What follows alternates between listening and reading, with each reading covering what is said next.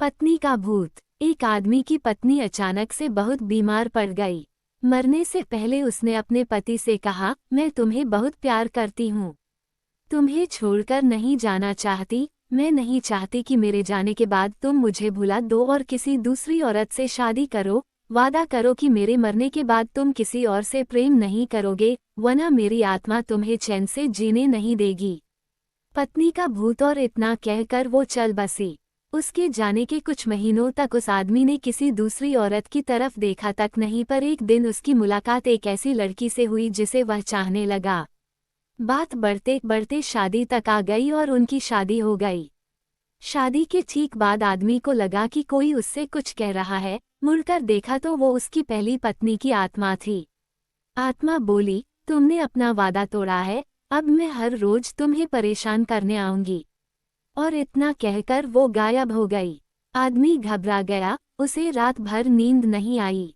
अगले दिन भी रात को उसे वही आवाज सुनाई दी, मैं तुम्हें चैन से नहीं जीने दूंगी। मैं जानती हूँ कि आज तुमने अपनी नई पत्नी से क्या क्या बातें की। और उसने आदमी को अक्षरश एक एक बात बता दी। आदमी डरकर कांपने लगा। अगले दिन वह शहर से बहुत दूर एक जैन मास्टर के पास गया और सारी बात बता दी। मास्टर बोले, ये प्रेत बहुत चालाक है। उद्धरण चिन्ह। बिल्कुल है, तभी तो मेरी एक एक बात उसे पता होती है। आदमी घबराते हुए बोला।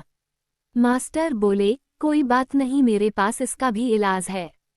इस बार जब तुम्हारी पत्नी का भूत आए तो मैं जैसा कहता हूँ तुम ठीक वैसा ही करना।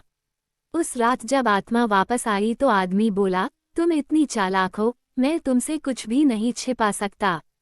और जैसा कि तुम चाहती हो मैं अपनी पत्नी को छोड़ने के लिए भी तैयार हूँ, पर उसके लिए तुम्हें एक प्रश्न का उत्तर देना होगा, और अगर तुम उत्तर न दे पाई तो तुम्हें हमेशा हमेशा के लिए मेरा पीछा छोड़ना होगा। पत्नी का भूत बोला, मंजूर है, पूछो अपना प्रश्न।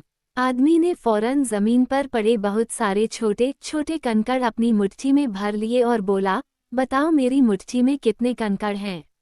और ठीक उसी समय भूत गायब हो गया। कुछ हफ्तों बाद वो एक बार फिर से जैन मास्टर के पास उनका शुक्रिया अदा करने पहुंचा। मास्टर, उस भूत से मेरा पीछा छुड़ाने के लिए मैं जीवन भर आपका आभारी रहूंगा। आदमी बोला, पर मैं ये नहीं समझ पाया कि आखिर उस प्रश्न में ऐसा क्या था कि एक झटके में ही भूत गायब हो गया। मास्टर बोले, बेटा, दरअसल कोई भूत था ही नहीं।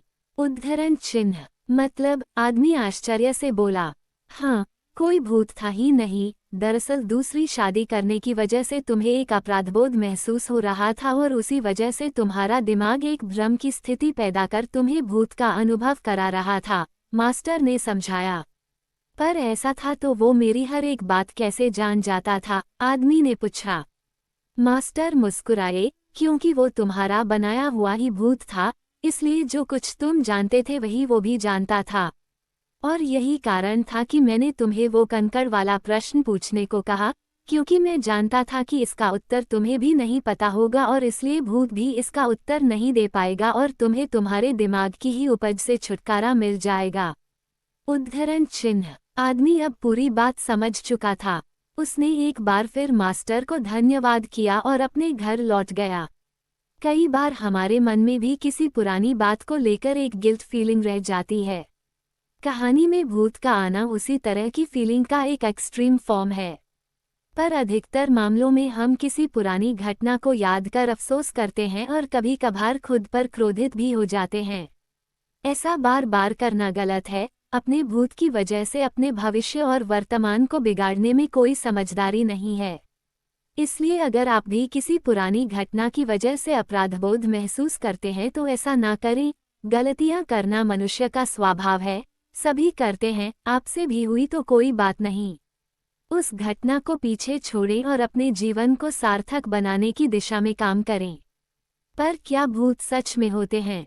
यह एक ऐसी बहस है जो सदियों से चली आ रही है। जहां करोड़ों लोग मानते हैं कि भूत सच में होते हैं, वहीं बहुत से लोग ऐसे भी हैं जो भूत या आत्माओं के अस्तित्व को लेकर